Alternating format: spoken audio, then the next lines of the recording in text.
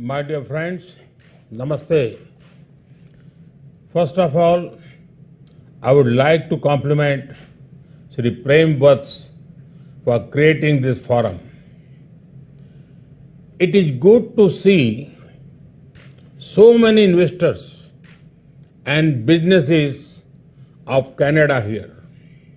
I am glad you are being exposed to the tremendous investment and business opportunities in India.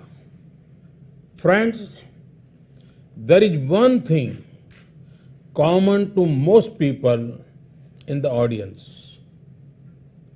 It has people who take investment decisions. Decisions which assess risk.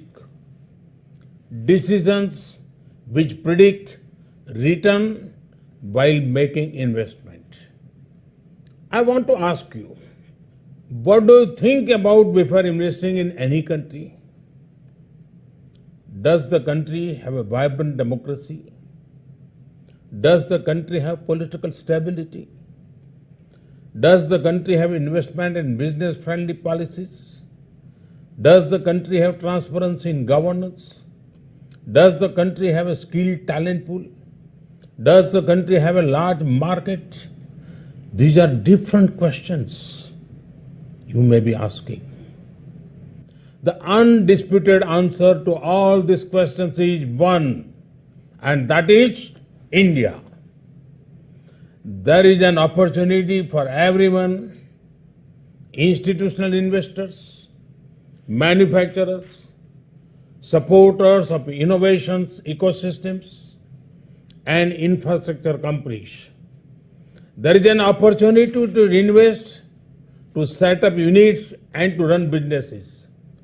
There is an opportunity to partner with our private sector and with the governments. There is an opportunity to earn as well as learn. Not only that, as well as to lead. There is an opportunity to grow. Friends, in the post-COVID world, you will often hear of various kinds of problems. Problems of manufacturing, problems of supply chains, problems of PPP, etc. Problems are natural. However, India had not let those problems be.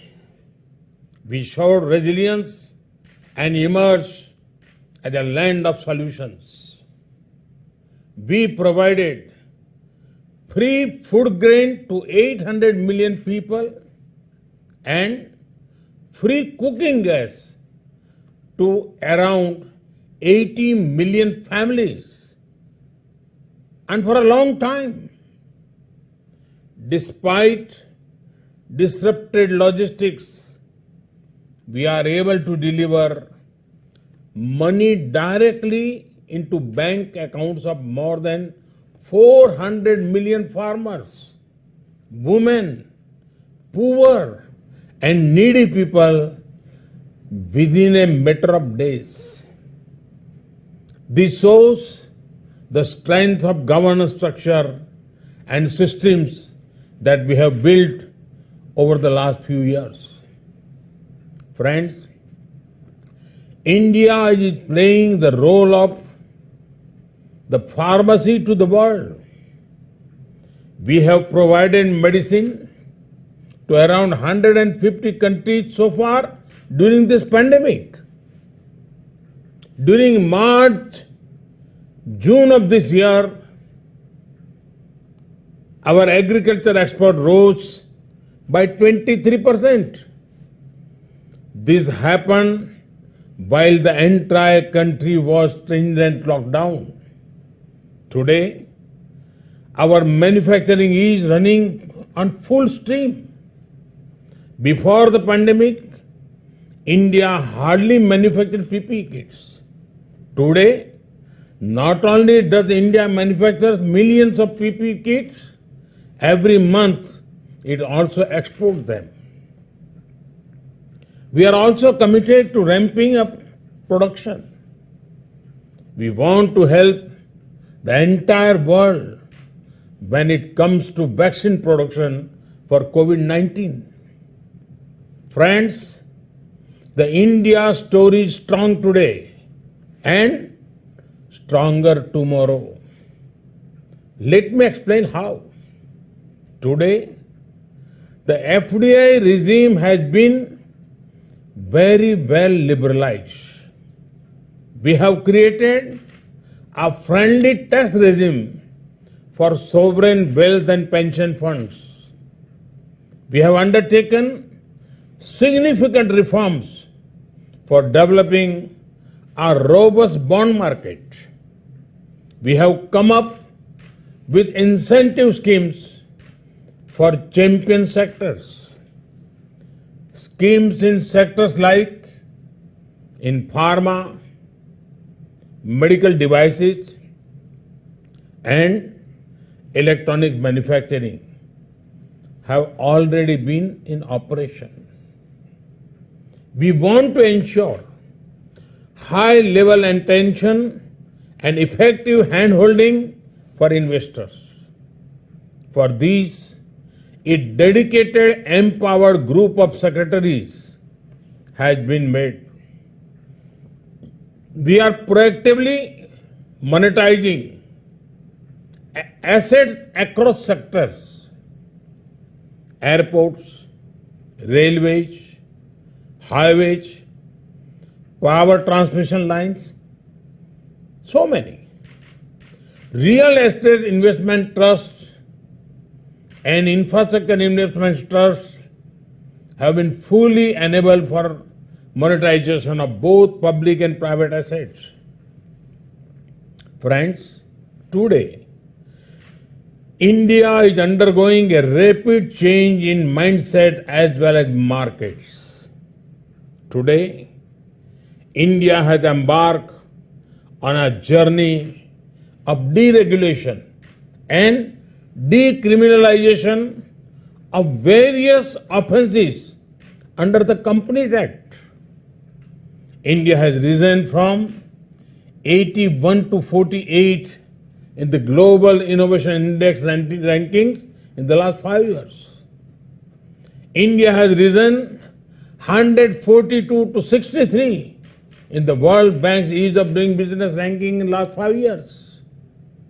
The result of these improvements are there for everyone to see.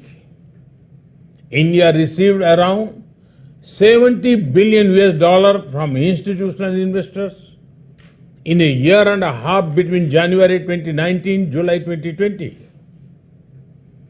This is almost equal to that received in 4 years between 2013 and 2017. The continuing confidence of global investor community in India is seen by the fact that FDI into India went up by 20% in 2019. And this when global FDI inflows fell by 1%. India has already received over 20 billion US dollars during the first 6 months of this year from across the globe. This is also the time when COVID-19 has been at peak globally. The International Financial Services Center at GIFT City is one of our major initiatives. Investors could utilize it as a preferred platform to transact globally. We have recently set up a full empowered unified regulator for it. Friends, India has adopted a unique approach posed by the COVID-19 pandemic. We have given relief and stimulus package for the poor and the small businesses. But we have also used this opportunity to undertake structural reforms. These reforms ensure more productivity and prosperity. India has undertaken a trinity of reforms in the field of education, labor, and agriculture. Together, they impact almost every Indian.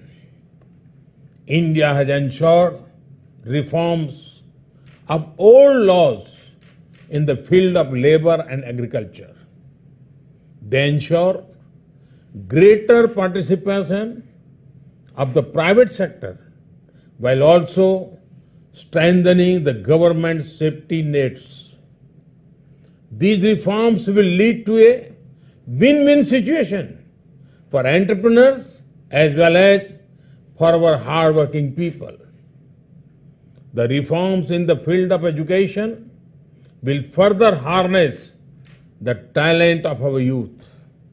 These reforms have also set the stage for more foreign universities to be able to come to India. The reforms in the labor laws greatly reduce the number of labor codes. They are both employee and employer friendly and will further increase ease of doing businesses. The reforms in the field of agriculture are far-reaching. They will not only give more choice to farmers, but will boost exports. These reforms will support our efforts to build an Atmanirbhar Bharat or self-reliant India.